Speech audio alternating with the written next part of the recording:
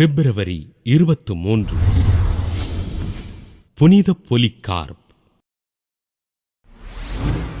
நற்செய்தியாளர் புனித யோவானின் அன்பு சீடரான பொலிகார்ப் கிபி 69ஆம் ஆண்டு பிறந்தார்.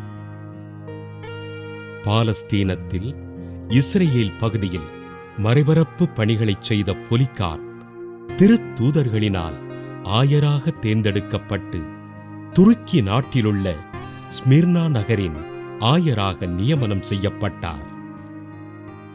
ஆண்டவரின் நற்செய்திப்படி வாழ்ந்து தன் வாழ்வை அமைத்துக் கொண்ட இவர் மக்களின் நல்வாழ்விற்காக எப்பொழுதும் ஜெபித்தபடி இருந்தார்.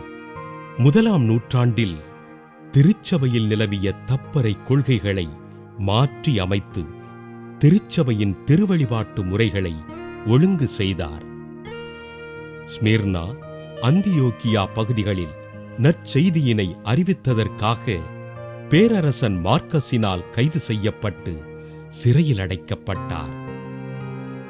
ஆண்டவரை மறுதலிக்க மறுத்து கிறிஸ்துவ விசுவாசத்தில் உறுதியாயிருந்ததினால் பேரரசன் மார்க்கஸினால் தீச்சூளையில் தள்ளப்பட்டார்.